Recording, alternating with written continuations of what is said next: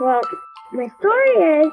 In 1982, on the 30th of December, right between Christmas and New Year's Eve, a little girl named Katie Beers was born in the town of Mastic Beach, Long Island. But to people familiar with this case, she's ended up being known as the girl in the wall.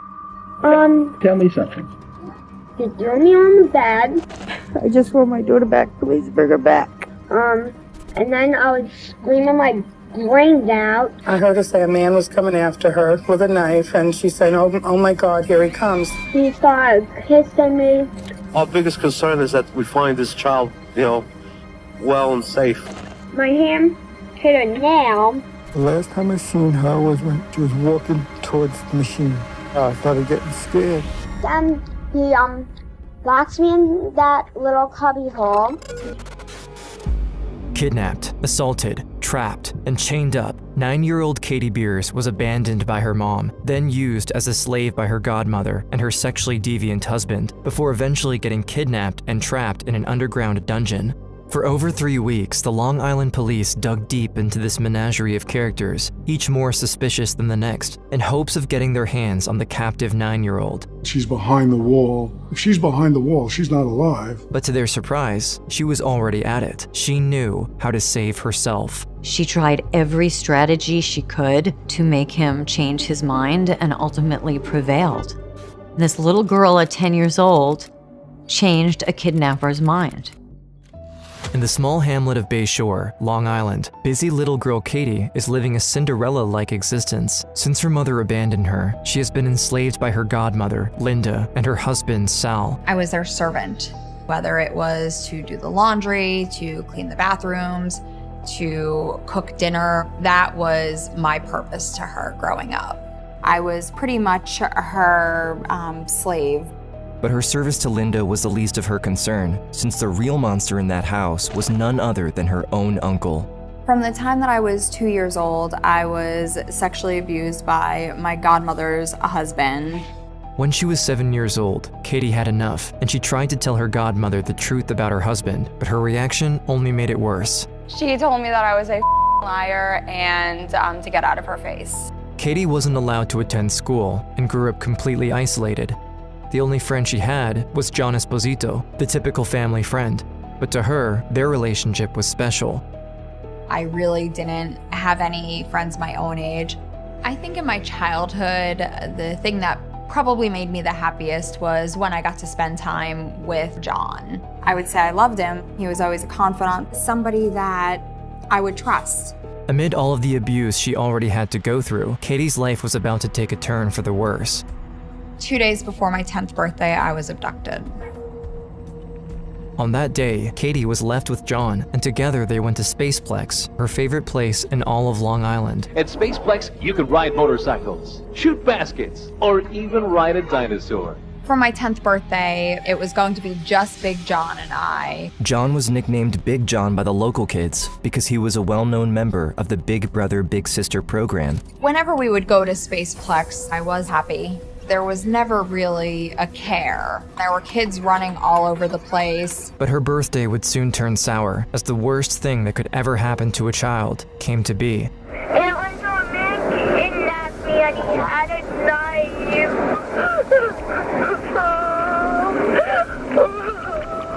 Oh no, here he comes, I gotta go. Katie. That voice, calling out Katie's name, is Linda, her godmother. But while she was contacting the police, they were already on the scene with Big John at Spaceplex. They evacuated the site and searched for the rest of the day, but all of these efforts were in vain. He picked me up and carried me into the closet where I realized he was opening up a door to expose a tunnel. Whoever got their hands on her was an extremely apt individual. That tunnel was set up behind the walls of his house and carefully crafted by an expert. Katie was forced to crawl until she reached a trap door. And then he exposes this hole and he opens up this door into this room. The only word that I have to describe this room was a dungeon, a place that I couldn't escape. Inside, Katie saw a dirty mattress in a makeshift, soundproof casket surrounded by chains. My captor looked at me and said, "This is your home now." I heard her say a man was coming after her with a knife, and she said, oh my God, here he comes. So by the time I picked up the phone to talk to her, I got nothing. This is all of what the godmother Linda had to say about the ominous call she received on the day of the abduction. This was enough to concern Dominic Verone, the head of the Long Island Police Kidnapping Division. By the time she gets to the machine, Katie had already hung up. That disturbed me because there's been a lot of times when these abductions are not really abductions. They're made to look like abductions. And statistically, he was right. You saw this young girl around? As over 95% of kidnappings are actually perpetrated by close family members. But this wasn't the only unusual thing about that call. It just struck me as not believable. And I immediately was disturbed by the fact that a 9-year-old child would use the word kidnap. Also, how does a 9-year-old child get away from an abductor and able to use the telephone? But he had to put his suspicions on the side for now. The priority was Katie, as every minute counted in that kind of case. They needed to find her, and fast. As much as I was concerned about some of the problems with the call, you did hear a girl in distress. This girl was in danger. There was absolutely no trace of Katie at Spaceplex, almost as if she was never there. The only clue they had was the recording of Katie's distressed call to Linda, so Verone decided to bring out the big guns. We sent the audio tape of that telephone call, as well as the device that it was recorded on, to the FBI. While he was waiting for the FBI, Verone continued his investigation. Naturally, he started by looking into the most likely suspects. The main players were Marilyn Beers, the natural mother, a dysfunctional, incompetent mother, Linda Engelary, the godmother. My main concern is to let people know how much I cared for her. She was used by the godmother to run all kinds of errands. Sal Engelary had been charged with sexual abuse on Katie Beers. The little girl don't want to live in Mastic Beach with her mother.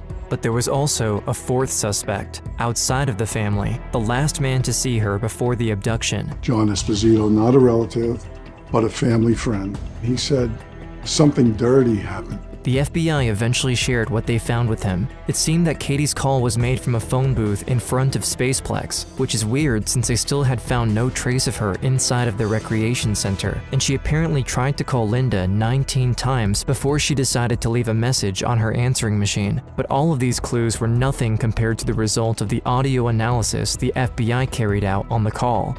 I never forget the call I got from the scientist at the FBI lab who gave me the next bit of breaking news. It wasn't actually Katie who broke free and made that call. It was a recording. It was someone who tape recorded Katie and wanted us to believe, or it to seem, that the call came from that telephone booth next to Spaceplex. The detective was starting to put the pieces together, and it became evident that the culprit fooled them all. The kidnapping of Katie has been used as a front to something far more sinister. The phone call was a scripted plot by an individual to make us think that Katie Beers was abducted. Back at the dungeon, Katie knew what was going to happen and decided to fight as hard as she could. She noticed the door of the casket was loose and went at it. Eventually I had kicked it long enough and hard enough that snapped, and I was able to kind of safely exit. To her, this was such a breakthrough. She thought she may finally be able to find a way to escape, almost forgetting that the casket was, itself, inside of the dungeon. Then I had nowhere to go. I remember trying to go on the shelf and see if there was anything there that I could use for some sort of self-defense. And there were a bunch of keys up there. So unknowingly, I grabbed one of those keys and hid it underneath the mattress. Before she had the chance to try to come up with a way to confront him, she heard him coming. It was too late now, as the footsteps started to get louder and louder. As soon as he came down, he saw the door open, and he then raped me for the first time. For the rest of her time in captivity, her abductor would assault her multiple times, every day, but out of respect for Katie, we won't be covering any of her subsequent assaults. I was able to have the TV on 24/7. It was on the news that I saw that the police had figured out where the call had come from. They knew that it was pre-recorded. This information led the police to put together a few theories regarding Katie's whereabouts. There were still questions we had. Meanwhile, Katie was able to hear each of her family members' testimonies by watching the news, starting with Marilyn, her biological mother. Just my daughter back. When I saw Marilyn on the news, I think I cried a lot because I could see in her eyes that she had missed me and that she wanted me to be found. That gave me some relief and some hope. Her mother was convinced that Linda and Sal were behind the kidnapping because they lost her custody after she filed charges against Sal for Katie's sexual abuse. Our biggest concern is that we find this child, well and safe. When Sal, my godmother's husband, was on the news saying that he wanted me to be found, I was angry. If anyone had motive for her to be abducted or murdered, it was he who faced serious criminal charges for sexual abuse. But Verone wasn't so quick to jump to conclusions, as he also had good reasons to believe that not only Marilyn could be the culprit, but that she may also have tried to frame someone else for her alleged crime. Her mother, Marilyn Beers, and little John, Katie's brother, became aware of what was going on with Katie, and there was ample motive that they may set up an abduction just to get her away from a bad situation. They'd be able to walk her out, have Katie make the phone call, tape record it, put it right there, and leave John Esposito holding the bags. After a while, the investigation into the family members wore down. Each and every one of them had solid alibis, and no clues were discovered at any of their residences, so the police started to look into the last man on the list, the most unlikely suspect. The investigators retraced John Esposito's footsteps, but it was 30 minutes to an hour that we couldn't fully explain and appreciate.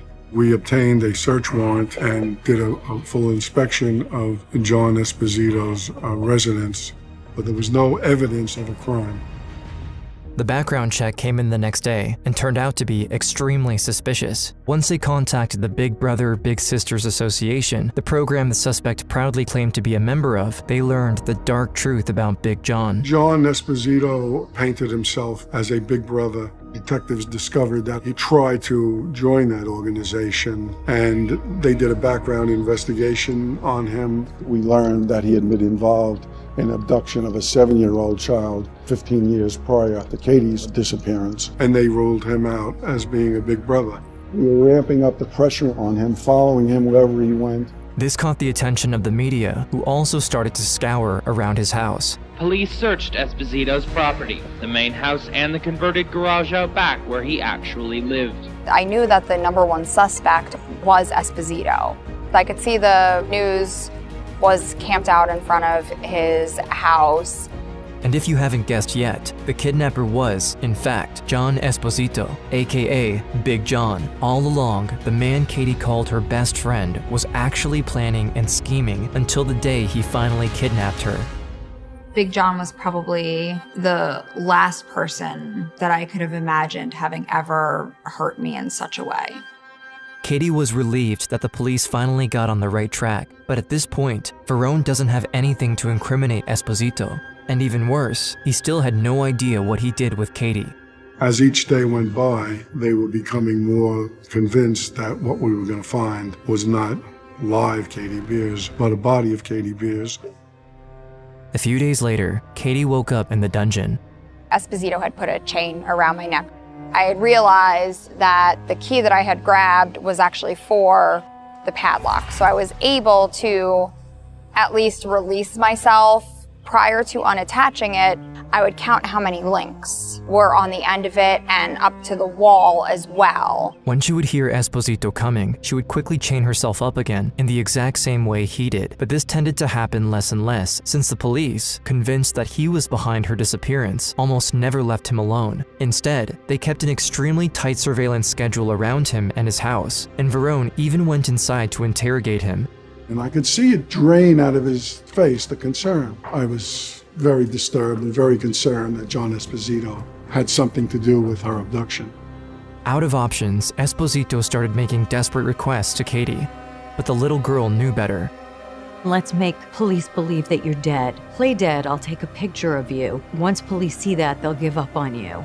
And Katie, the bright little girl, wise little girl that she was, knew that that could be her death sentence. and she refused to play dead and let him take a picture of her. From that point on, I rarely slept, and I also did not eat any of the food that he could have altered because I was fearful that he might put something in the food, a sedative, a sleeping pill, something, so that way he was able to get the photo that he wanted, so the police would stop looking for me.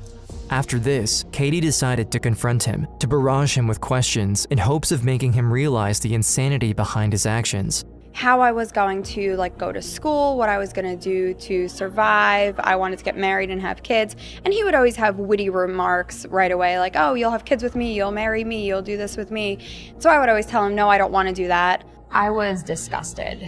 I was 10 years old. I was trying to get him to think about the long term of him kidnapping me. Esposito began to crack between the overwhelming police presence, Verone constantly tailing him, and Katie's incessant nagging and questioning. He confided to her that he was planning to either end his life or run away. She knew that if she let it happen, he would probably kill her or leave her to die in the dungeon. I told him that I was sick and I wasn't feeling well. I think between the police department laying on him at his house all the time and my questions, and then me saying that I wasn't feeling well, finally wore him down.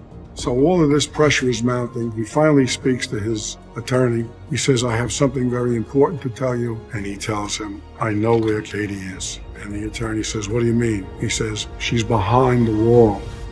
And this is where Verone and everybody else involved in the case understood that John Esposito wasn't your usual kidnapper, but an actual mastermind. Esposito escorted police and the district attorney through all the steps of unearthing the dungeon, and police watched incredulously as he went through this 30-plus step process of revealing the dungeon that he had built. There was a bookshelf with wheels on it, and you'd have to pull that out. And then there was vinyl laid on the floor, and you pulled the vinyl back. And then there is a 200-pound concrete block that's there. And you had to know to go into the garage and get this block and tackle, to hook it in the ceiling, to hook it into the 200-pound block, and then raise this block up. And then you drop down about 7 foot into this underground chamber. And then there's a passageway. And as you crawl, you dropped into this underground chamber where Katie was kept. Apparently, this whole affair had been in preparation for years before he took her. I had realized that I had actually played in this underground dungeon while it was being built. So he had this vision to build this underground dungeon. And when he had this vision, it was specifically to kidnap me. When Verone finally broke in, Katie couldn't believe what was happening to her. The door opened and there was a man that I didn't recognize. And I remember them saying, we're the police, you're safe now. I was just overjoyed. She was alive. You all right, Katie? Verone was similarly surprised, but for a different reason. We were amazed. You see a 9-year-old look like she just come back from a trip to the movies. She's sitting in the sofa, bubbly, upbeat, and we just knew from that moment on that she was going to be a survivor. Now in the hands of the police, Katie finally revealed the truth about what happened. You were supposed to do the safe work, but never did. John Esposito had confessed to everything. Esposito was convicted of kidnapping in the first degree, and he was sentenced to 15 years to life. Not only did the detective save her from Esposito, but throughout his investigation, Verone uncovered all of the abuse she had suffered at the hands of the people who were supposed to take care of her, and decided to place her into foster care. I entered foster care as soon as I was released from captivity, and that was a salvation for me.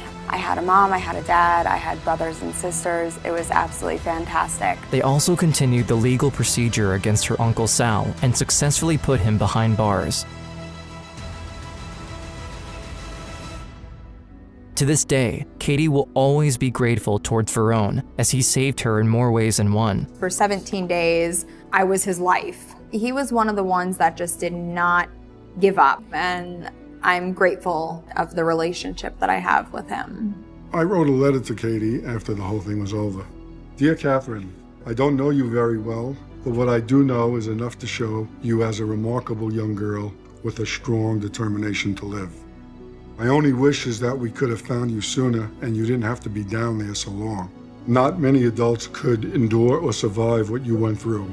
Be proud and continue to be strong. I know you will be successful.